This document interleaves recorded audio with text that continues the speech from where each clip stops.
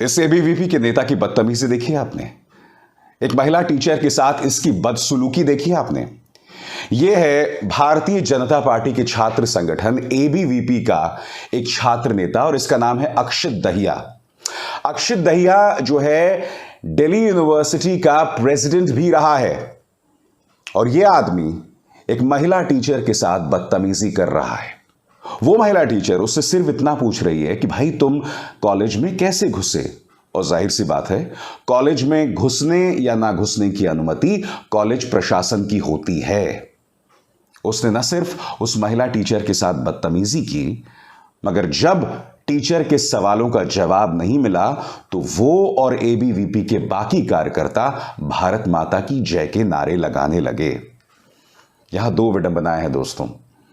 विडंबना नंबर 1, आप एक महिला टीचर के साथ बदतमीजी कर रहे हैं, उस पॉलिटिकल पार्टी का छात्र विंग जो कि संस्कारों की बात करता है, और वो बदतमीजी करने के बाद आप भारत माता की जय के नारे लगा रहे हैं। शर्म नहीं आती आपको? सबसे बड़ी बात, मैं दावे के साथ कह सकता हूं कि अक्षित दहिया का भविष्य भारतीय जनता पार्टी में बहुत उज्जवल है, क्योंकि भाजपा में ऐसे ही लोगों को इनाम दिया जाता है। हमारा एक राष्ट्रीय महिला आयोग है जिनकी प्रमुख हैं रेखा शर्मा।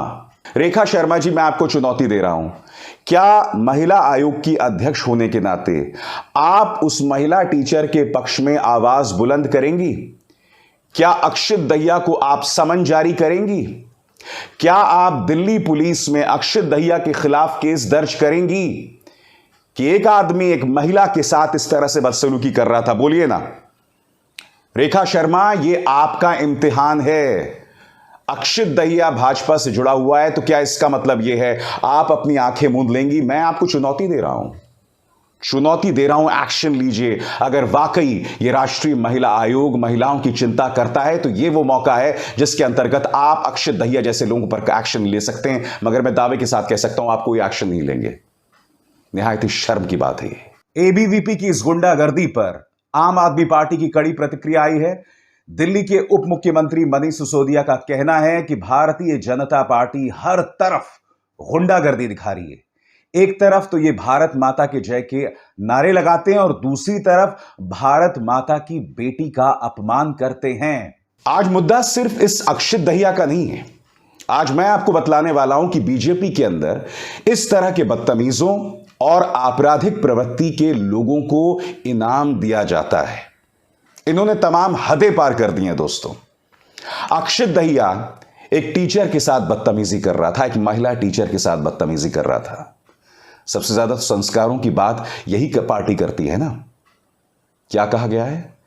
गुरु गोविंद दो खड़े काके लागू पाए, बलिहारी गुरु आपकी गोविंद दियो दिखाए। यानी कि मेरे सामने गुरु और ईश्वर दोनों खड़े हुए हैं, मैं किसके पांव पड़ूं? यह कहा गया है कि मुझे गुरु के पांव पड़ने चाहिए, क्योंकि गुरु ने ही मुझे भगवान या ईश्वर का रास्ता बतलाया है। और यह सिर्फ हमारी हिंदू मान्यताओं में नहीं है। आप हिंदू हो, मुसलमान हो, सिख हो, ईसाई हो, यह जो फलसफा है हर जगह लागू होता है। मगर जो मुद्दा मैं आपके सामने लेकर आया हूं वो ये कि भारतीय जनता पार्टी के अंदर इस तरह के आपराधिक प्रवृत्ति के लोगों को बढ़ावा क्यों दिया जाता है। मैं चुनौती देना चाहता हूं, क्या भाजपा अक्षित दहिया के कान उमेटकर उसकी क्लास लेगा? बताइए, क्या जेपी नड्डा साहब इसे दफ्तर बुला के कहेंगे कि तुमने एक महिला टीचर के साथ यह बदतमीजी आखिर क्यों की? एक एक करके मिसाल आपको देना चाहूंगा कि भाजपा के अंदर ऐसे लोगों को सम्मानित किया जाता है, इनाम दिया जाता है। सबसे पहले आपके स्क्रीन पर यह हैं स्वर्गीय इंस्पेक्टर सुबोध कुमार सिंह। बुलंदशहर में इनकी हत्या कर दी गई थी। गौमांस को लेकर एक विवाद पैदा हुआ था, उसके बाद इंस्पेक्टर की हत्या कर दी गई थी। वो इंस्पेक्टर जो भीड़ को काबू में लाने के लिए गया था। और आप जानते हैं भाजपा ने बाकायदा जो इस मामले में आरोपी हैं उन्हें सम्मानित किया। आपके स्क्रीन पर भाजपा के नेता अनिल सिसोदिया इस मामले के मुख्य आरोपी शिखर अग्रवाल को सम्मानित कर रहे हैं दोस्तों। न सिर्फ सम्मानित किया बल्कि जैसे कि आप प्रिंट की इस खबर में देख सकते हैं कि शिखर अग्रवाल, जो कि सुबोध कुमार सिंह की हत्या में मुख्य आरोपी था, उसे prime ministers welfare schemes awareness campaign का महासचिव भी बनाया गया, जिला महासचिव भी बनाया गया। यहां सम्मानित एक बीजेपी नेता अनिल सिसोदिया कर रहा है और फिर प्रधानमंत्री की योजनाओं में जिला महासचिव बनाना। इसका मतलब आप समझते हैं, एक हत्यारे को इतना ऊंचा दर्जा देना, उसे प्रधानमंत्री की एक योजना के साथ जोड़ना, और ये कौन कर रहा है? ये भाजपा कर रही है। कल ही इस ट्रोल और भाजपा नेता तेजिंदर बग्गा को पंजाब पुलिस ने गिरफ्तार किया था। उसके बाद दिल्ली पुलिस ने पंजाब पुलिस के खिलाफ किडनैपिंग का केस दर्ज किया। रास्ते में हरियाणा पुलिस ने पंजाब पुलिस को रोक दिया और फिर पंजाब पुलिस को मजबूर होना पड़ा तेजिंदर बग्गा को वापस दिल्ली पुलिस के सुपुर्द करने के लिए। यह भाजपा का नेता है। क्या आप जानते हैं इस पर वकील प्रशांत भूषण को मारने का आरोप है? उस मामले में यह शामिल है। यही नहीं, सोशल मीडिया पर एक लड़की ने तेजिंदर बग्गा पर बहुत ही शॉकिंग आरोप लगाए थे। जब एक लड़की एक लड़के पर आरोप लगाती है तो आप समझ सकते हैं आरोप क्या होंगे। ढूंढिए सोशल मीडिया पर इसने क्या आरोप लगाए थे। तीसरी बात, यह आदमी पत्रकार रवीश कुमार के दफ्तर के बाहर जो है पहुंच गया था और वहां अनाप शनाप हरकतें कर रहा था, इस तरह से इंटिमिडेट कर रहा था। यह आज की तारीख में भाजपा का नेता है। इस व्यक्ति को हरिनगर में विधानसभा चुनाव लड़ने का मौका भी दिया गया था। ये तो धन्य है हरिनगर की जनता कि इन्हें खदेड़ कर धक्के मारकर बाहर निकाला गया, वो बात अलग है। मगर जो मैं आपको बतलाने का प्रयास कर रहा हूं वो ये कि तेजिंदर बग्गा जैसा ट्रोल आज की तारीख में भाजपा का नेता प्रवक्ता है, और इस घटना के बाद तो उसका मुकाम और बढ़ गया है और बड़ा शहीद बना दिया उसे भाजपा ने। तो बड़ी बात यहां पर यह है कि भाजपा में ऐसे लोगों को बढ़ावा मिलता है। एक और मिसाल देखिए, कपिल गुर्जर। ये वो आदमी है जिसने शाहीन बाग में गोलियां चलाई थीं, जहां बुजुर्ग महिलाएं, औरतें, बुजुर्ग बैठे हुए थे शांतिपूर्ण तरीके से धरना देने के लिए। यह आदमी आया, इसने गोली चलाई। इस आदमी को गाजियाबाद भारतीय जनता पार्टी ने सम्मानित किया था, पार्टी में शामिल ही कर लिया गया था। यह बात अलग है कि जब मीडिया में बवाल हुआ तो भाजपा को यू टर्न लेना पड़ा। आपको इस बात पर गौर करना पड़ेगा, क्या भाजपा को दिखाई नहीं देता कि सामने वाला हत्या का आरोपी है या सामने वाला हिंसा का इस्तेमाल कर रहा है, मगर फिर भी इनको जगह दी जा रही है? क्यों, मैं आपको बताता हूं। मैंने आपको अक्सर कहा है कि ये टीवी न्यूज आपके बच्चों को दंगाई बना देगी, मगर इसके पीछे जो ब्रेन है, दिमाग है, वो भाजपा का है।